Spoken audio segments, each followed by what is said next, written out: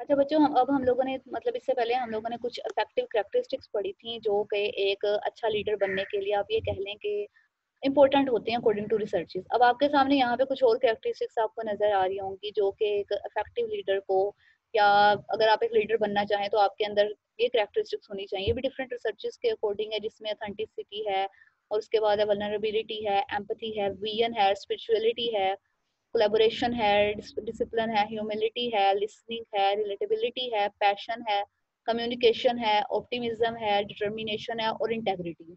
अब ये सारी कैरेक्टरिस्टिक्स भी जो कि इससे पहले हम लोगों ने पढ़ी है ना, उन्हीं के अंडर आ रही है। लेकिन यहाँ पे उन्होंने मतलब उन्होंने जरा एक आप ये कह लें कि कम्प्लेक्स वे में ये काफी ज्यादा चीजों को एक साथ जोड़ के एक अलग से डेफिनेशन दी थी। यहाँ पे उन्होंने वन बाय वन या बता दिया। अब आप ये भी लिख सकते हैं, वो भी लिख सकते हैं, मतलब इट्स अप टू यू, दोनों ही ठीक है, आप ये लिख लें या वो लिख लें। ठीक है बच्चों? एमएससी। जी मैम। जी मैम। जरेब आप आ गई हैं? जी मैम, मैं तो सेकंड पे ही थी। अच्छा जरेब, बच्चे कह रहे थे कि उन्हें 12 चैप्टर की स्लाइड्स नहीं मिली। क्या मैंने आपको 12 चैप्टर की स्लाइड्स नहीं दी? मतलब मुझे लगता है मैम मैंने दे दी हैं, दी थी दे ना मैंने दी है आपको। मैम, मैंने ग्रुप, जी मैम मैंने ग्रुप में भी सेंड कर दी इस चैप्टर से पहले वाला जो चैप्टर हुआ। जी जी, मैंने भी यही कहा था कि आपने ग्रुप में भी चेक कर ली है। हो सकता है किसी ने चेक ना की हो, उन्होंने ना मिली हो, इस वजह से उन्हें थोड़ा डाउट हो रहा हो। जी मैम, ठीक है, मैंने तो जो अब आपने जिस दिन क्लास के दौरान ही कर दी थी सेंड। जी, जो चैप्टर हम अब पढ़ रहे हैं इसकी स्लाइड्स अभी मैंने नहीं दी, ये मुझे पता ही है। मैंने सोचा है कि जरा कंप्लीट हो जाए तो फिर इकट्ठी आपको दे दूंगी। इससे पहले जितने भी चैप्टर्स हैं वो चैप्टर भी मैंने आपको दे दिए हैं और उनसे रिलेटेड स्लाइड्स भी सारी दे दी। तो बच्चों आप एक दफा दोबारा से चेक कीजिएगा, हो सकता है आपने डाउनलोड ना की हो और आपके डाउनलोड ना करने की वजह से हो सकता है कोई मसला मसाइल उसके अंदर आया।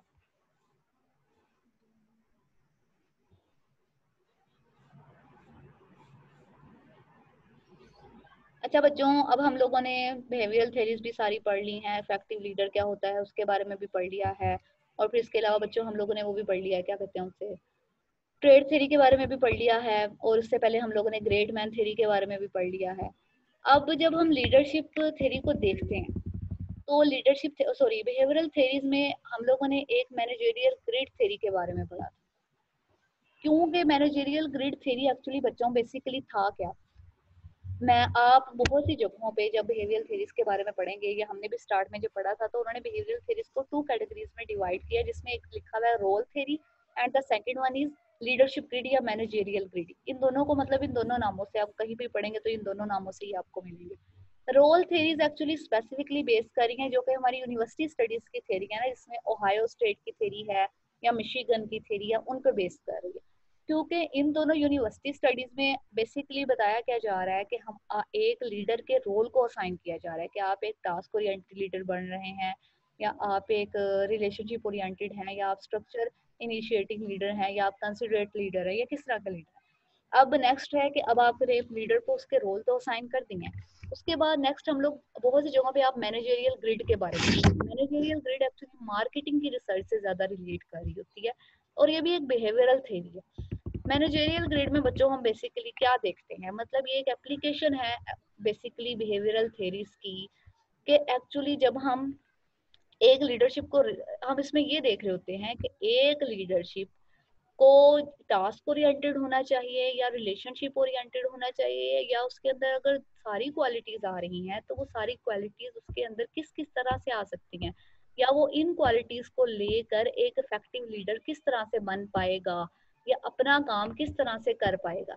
अब मैनेजरियल ग्रेड में उन्होंने क्या किया था बच्चों, एक्चुअली एक टूल या एक ग्राफ कह लें कि एक ग्राफ बनाया था, उसकी उन्होंने इंटरवेंशन प्रोग्राम था लीडरशिप के लिए उस ग्राफ के अकॉर्डिंग, जिसमें आपको अपने सामने भी नजर आ रहा होगा, उसको वन बाय वन देख भी लेते हैं। और इस ग्राफ में एक्चुअली 9 पॉइंट स्केल था और उसमें असेस करते थे लीडर की प्रोडक्शन को ओरिएंटेशन से रिलेटेड। फिर सेकंड मई में लीडर्स की पीपल ओरिएंटेशन देखी जाती थी कि वो टास्क ओरिएंटेड कितना है, लोगों से रिलेट कितना कर रहा है, और उसके बाद बेस्ट लीडर रिसीव, मतलब जो सबसे अच्छा लीडर होता था वो 9/9 स्कोर रिसीव कर रहा है। मतलब सारे स्कोर हम लीडरशिप ग्रेड भी मैं आपको दिखा देती हूँ कि वो किस तरह से चल रहा था। अच्छा बच्चों, यहाँ पे जो टीम लीडर है ओबियसली लीडर क्या होगा, एक लीडर वो है, टीम लीडर मतलब अकॉर्डिंग टू मैनेजेरियल ग्रेड उन्होंने ये कहा था कि एक टीम लीडर एक्चुअली वो होता है जो कि अपनी प्रोडक्शन के साथ बहुत ज्यादा रिलेट कर रहा होता है, लेकिन उसका जो अपने सबऑर्डिनेट्स के जो करेक्टरिस्टिक्स या आप ये कह लें कि पर्सनल करेक्टरिस्टिक्स होते हैं उस पर ज्यादा रिलाय नहीं वो कर रहा होता। यानी कि वो सिर्फ टीम को लेकर तो चल सकता है, यानी कि टास्क ओरिएंटेड रिलेटेड जितने भी उनके प्रॉब्लम्स हैं, नीड्स हैं, वो उन्हें बहुत अच्छे से फुलफिल करता है। लेकिन जहाँ पे भी कुछ ऐसी नीड्स आना स्टार्ट हो जाती हैं जो कि आपकी पर्सनल होती हैं, फॉर एग्जांपल आपके घर से रिलेट कर सकती हैं, आपके मतलब आपस के इंटरपर्सनल या हस्बैंड वाइफ के किसी रिलेशनशिप से रिलेट कर सकती हैं, उस उन स्ट्रेसेस से उसका कहीं दूर दूर तक वास्ता नहीं हो पाता। सॉरी, टीम लीडर का एक्चुअली जो मैंने गलत पढ़ लिया है, टीम लीडर का एक्चुअली होता है कि वो बहुत ज्यादा इफेक्टिव लीडर होता है, और वो जिसमें वो टास्क ओरिएंटेड भी होता है और पीपल ओरिएंटेड भी होता है, यानी कि दोनों चीजों को साथ लेकर चल रहा होता है। सेकेंड वन है अथॉरिटी ओबीडियंस। अथॉरिटी ओबीडियंस में एक्चुअली बच्चों जो मैंने पहले बोला था वो है कि जिसमें उसका ज्यादातर फोकस सिर्फ और सिर्फ अपने टास्क को कंप्लीट करवाने की तरफ होता है या टास्क कंप्लीशन की तरफ होता है, और यहाँ पे जो आपके पर्सनल स्ट्रेसेस हैं या पर्सनल स्ट्रेसर्स हैं या आपकी जो भी पर्सनल प्रॉब्लम्स हैं उन पर उनका ज्यादा फोकस नहीं होता। फिर उसके बाद है इम्प्रोविस्ट। इम्प्रोविस्ट का मतलब बच्चों होता है कि वो मैनेजर्स होते हैं, आप ये कह लेंगे जो सबऑर्डिनेट से रिलेटेड जो काम होते हैं ना, वो ज्यादातर काम आप ये कह लें कि खुद ही करने की ट्राई कर रहे होते हैं। उनका मतलब आप ये कह लें कि वो सारी रिस्पॉन्सिबिलिटीज है वो स्ट्रेस में आके रिस्पॉन्सिबिलिटीज खुद पे ले रहे होते हैं या वो ज्यादा एफिशिएंसी में आके ले रहे होते हैं, डिपेंड्स अपॉन देम। लेकिन उनका ज्यादातर होते वो टोटली टास्क ओरिएंटेड ही है, लेकिन उस टास्क ओरिएंटेड में वो अपने सबऑर्डिनेट्स के साथ जो उनका कंसर्न है वो उसमें भी ज्यादा एफर्ट नहीं दिखा रहे होते। उनको लग रहा होता है कि सबऑर्डिनेट्स हो सकता है अच्छा काम ना करें, ये कह लें कि उनका जो सबऑर्डिनेट्स के साथ ट्रस्ट का लेवल है ना वो ज्यादा अच्छा नहीं होता बच्चों, और इस ट्रस्ट के लेवल के ज्यादा अच्छा ना होने की हमारी,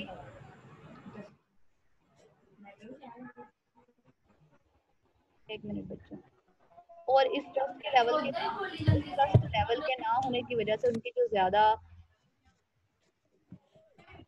उनका कंसर्न होता है वो कंसर्न सिर्फ और सिर्फ अपने काम से होता है। फिर उसके बाद कंट्री क्लब लीडर्स होते हैं, ये वो लीडर होते हैं जो कि पर्सनल नीड्स की तरफ, जो अपने सबऑर्डिनेट्स की पर्सनल नीड्स की तरफ ज्यादा तवज्जो दे रहे होते हैं और उनके आउटपुट से रिलेटेड, क्योंकि उन्हें लग रहा होता है कि अगर हम अपने सबऑर्डिनेट्स के जो हाउस होल्ड कॉन्फ्लिक्ट्स हैं या उनके जो पर्सनल कॉन्फ्लिक्ट्स हैं या इंटरपर्सनल इश्यूज हैं उन पे ज्यादा अच्छा काम करेंगे तो ऑटोमेटिकली वो लीडर या वो जो सबऑर्डिनेट्स हैं उनकी वर्क परफॉर्मेंस या उनकी जॉब से रिलेटेड परफॉर्मेंस है वो ऑटोमेटिकली ज्यादा अच्छी हो जाएगी। तो इस वजह से उनका ज्यादा फोकस होता है कि हमें उन चीजों को या उनसे रिलेटेड जो प्रॉब्लम्स है उन्हें खत्म करना। उसके बाद है बच्चों middle of the road leader. Middle of the road ये वो लीडर होते हैं या ये वो मैनेजेरियल स्टाइल है जो कि एक्चुअली एक बैलेंस रखता है। अब यहाँ पे वो अपने टास्क ओरिएंटेशन में भी अच्छा होता है कि आप बेसिकली अपने टास्क को अच्छे से फुलफिल कर रहे होते हैं, चीज़ों को अच्छे तरीके से लेकर जा रहे होते हैं, लेकिन इसके साथ साथ आप अपने सबऑर्डिनेट्स की जो भी उनकी आप ये कहने के नीड्स हैं उनको भी एक इफेक्टिव वे में फुलफिल कर रहे होते हैं। अब बच्चों आपके सामने ये मैनेजेरियल ग्रिड नजर भी आ रहा होगा। अब ये मैनेजेरियल ग्रिड है जिसमें दोनों पॉइंट्स पे 9 9 स्कोर हैं। अब यहाँ पे ये देखा गया है कि फॉर एग्जांपल अगर कोई पर्सन बहुत ज्यादा आप ये कह लें कि कंट्री क्लब लीडर टाइप है, तो मतलब अगर एक साइड आपकी बढ़ टीम मैनेजमेंट, अगर किसी के अंदर टीम मैनेजमेंट ज्यादा अच्छी होगी यानी कि कोई ऐसा लीडर होगा जो कि एक टीम मैनेजमेंट को साथ अच्छे तरीके से लेकर चल रहा है तो ऑब्वियसली उसके 9 बाय 9 पॉइंट्स होंगे। फिर आपको हर पॉइंट्स पे इस तरह middle of the road leader है तो वो दोनों साइडों मतलब एक मिडल में आ रहा है ना, तो उनके 5 5 पॉइंट्स दोनों साइडों पे आ रहे हैं। जो इम्प्रूविंग लीडर है वो कहीं ना कहीं सबसे ज्यादा लो कैटेगरी में। अब वो लो कैटेगरी में क्यों है, इस वजह से कि वो कोई भी काम करना मतलब एज अ ह्यूमन बीइंग हम सबके लिए बच्चों कोई भी काम करना अकेले आसान नहीं होता। जब आप एक बहुत बड़े ग्रुप में हैं या आप किसी एक बहुत बड़ी फर्म में काम कर रहे होते हैं तो वहां पे वो काम आप अकेले नहीं कर सकते बल्कि आपको सबको साथ लेकर चलना पड़ रहा होता है। और जब आप सबको साथ लेकर नहीं चल पा रहे होते तो ऑब्वियसली उसका क्या रिजल्ट निकलता है, उसका रिजल्ट ये निकल रहा होता है बच्चों, मतलब कि उसका रिजल्ट फिर ये निकल रहा होता है कि आप एक इफेक्टिव वे में या एक अच्छे तरीके से काम नहीं कर पाते। तो इसी वजह से जो इम्प्रोविस्ड मैनेजमेंट है उसको उन्होंने सबसे ज्यादा लो स्कोर दिए। उसके बाद अथॉरिटी कंप्लायंस मैनेजमेंट है, उसमें एक साइड पे बहुत ज्यादा हाई स्कोर आ रहे हैं तो ऑब्वियसली दूसरी साइड पे लो आ रहे हैं। अब इसमें क्या हुआ था, इसमें हम लोगों ने जैसे पढ़ा भी था कि वो टोटली रिलाय कर रहे होते हैं कि हम लोगों ने प्रोडक्शन से रिलेटेड कंसर्न अच्छा करना है, लेकिन जो हमारा लोगों से रिलेटेड कंसर्न है वो है या नहीं है, उसकी आपको कोई फिक्र नहीं है। मतलब वो आपके लिए आप ये कह लेंगे, आप लोगों की पर्सनल नीड्स को ज्यादा एक्नॉलेज नहीं कर रहे होते, सिर्फ आपके काम से रिलेटेड जो नीड्स हैं उनकी, या उस काम को फुलफिल करने के लिए कोई हार्डशिप आ रही है या कोई और मसले मसाइल आ रहे हैं, वो मसले वो चीजें आप इफेक्टिव वे में उनकी सोल्व आउट कर देते हैं। लेकिन बाकी चीजें जो आप लेकर चल रहे हैं वो आप इतने ज्यादा इफेक्टिव वे में सोल्व आउट नहीं कर पाते, तो जिसकी वजह से वहां पे आपको कोई ना कोई आप ये कह लें कि नई मुसीबत या किसी नई चीज का सामना करना पड़ जाता है। अच्छा बच्चों, यहाँ तक हम लोगों ने ये थेरीज पढ़ ली हैं। अब आप मुझे बताइए, आपको इनमें से किसी बात की कहीं पे ना समझ आई हो या कोई पॉइंट ना क्लियर हुआ हो?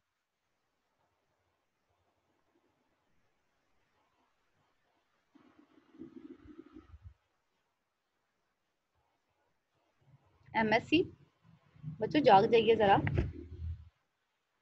जी मैम। मैं पूछ रही हूँ यहाँ पे आपको किसी जगह पे कहीं पे कोई चीज ना समझ आई? नहीं, ऐसे तो सारा समझ आ जाता है, पढ़ेंगे तो जब आप पता खुद पढ़ते चलेगा। हैं मैम मेरी आवाज आ रही है आपको? मुबारक, आपकी आवाज अब आई है लेकिन बहुत हल्की आई है। जी मैम, मेरा एक क्वेश्चन है, मैं आपसे पूछना चाह रहा हूँ, ये जो ट्रेड थ्योरी आपने मतलब डिस्कस की है थोड़ी सी, जी जी जी। तो मैम इसमें वो गॉर्डन अल्पर्ट जिसने ट्रेड अप्रोच की बेस पे जो थ्योरी अपनी दी थी पहली, जी जी। वो भी इसमें मतलब रिलेट करती है, इसी की बेस पे ये थ्योरी है जो हमने पढ़ी है अभी? बच्चों एक्चुअली वो यहाँ पे ट्रेड थ्योरी में जो उन्होंने ज्यादा एम्फोसिस किया ना, उन्होंने ये कहा था कि जो हमारा बिग फाइव पर्सनालिटी ट्रेड्स है ना, जी मैम। यहाँ पे उन्होंने उसको ज्यादा लिया कि एक्चुअली हम जैसे आपको अपने सामने नजर भी आ रहा होगा, मतलब जब रिसर्चेस की गई ट्रेड थ्योरी पे, क्योंकि ये आई थी ग्रेट मैन थ्योरी के बाद, उन्हें ये लगता था क्योंकि ग्रेट मैन थ्योरी ने टोटली नर्चर के कॉन्सेप्ट को आप ये कह लें कि देखा ही नहीं था, या आप ये कह लें कि नर्चर को वो लेकर ही नहीं थे आए अंदर। तो ट्रेड थ्योरी ने ये कहा था, मतलब ओबियसली जब एक थ्योरी में कोई ना कोई मिस्टेक या आप ये कह लें कोई ना कोई गैप रह जाता है तो दूसरी थ्योरी आती है।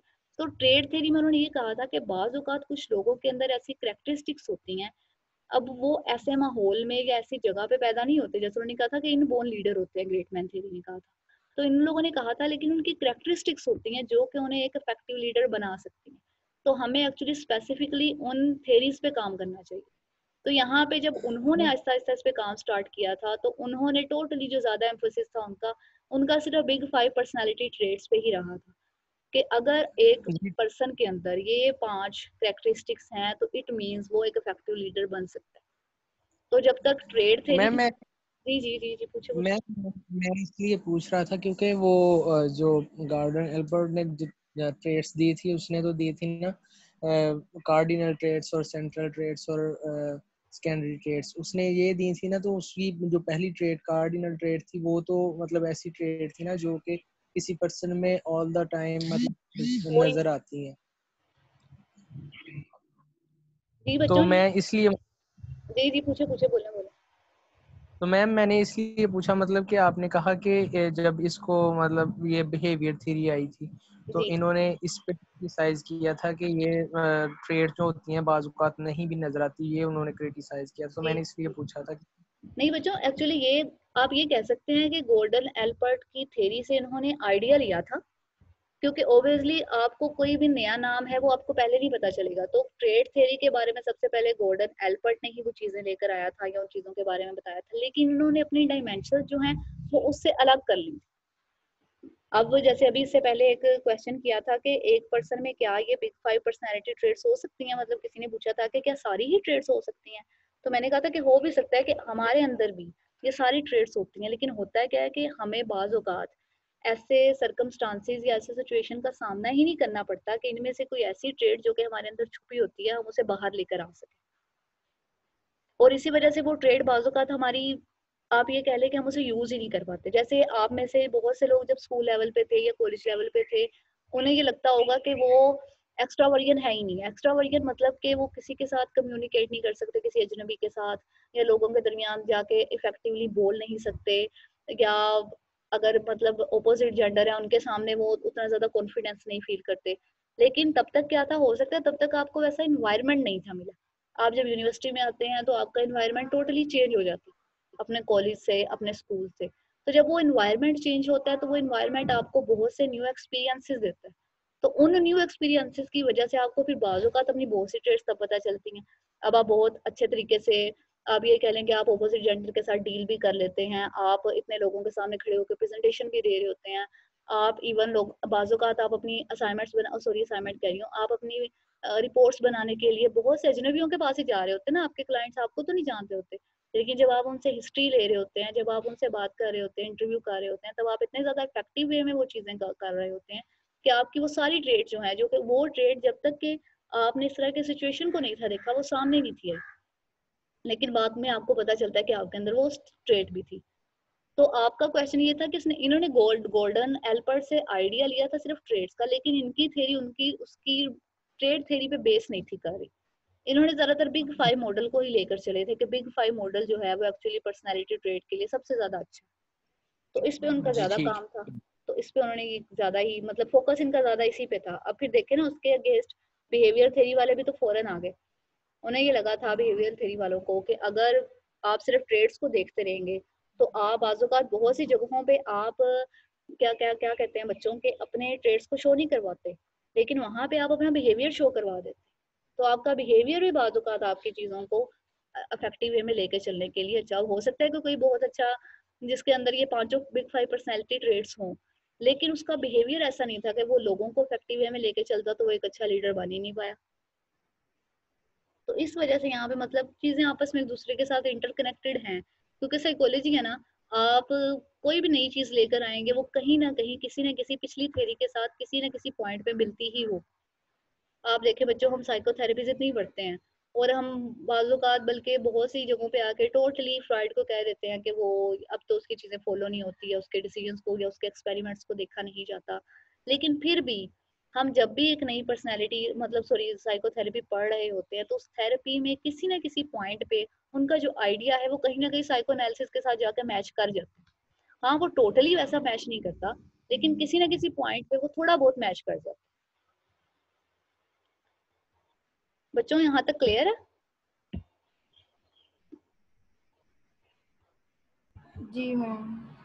अब बच्चों सॉल्व यहाँ पे होगा। आपको कोई चीज ना समझ आई हो, कुछ आपने पूछना हो तो फिर आप इंशाल्लाह ताला नेक्स्ट क्लास में पूछ लीजिएगा। आई थिंक आपकी नेक्स्ट क्लास स्टार्ट होने वाली है अब।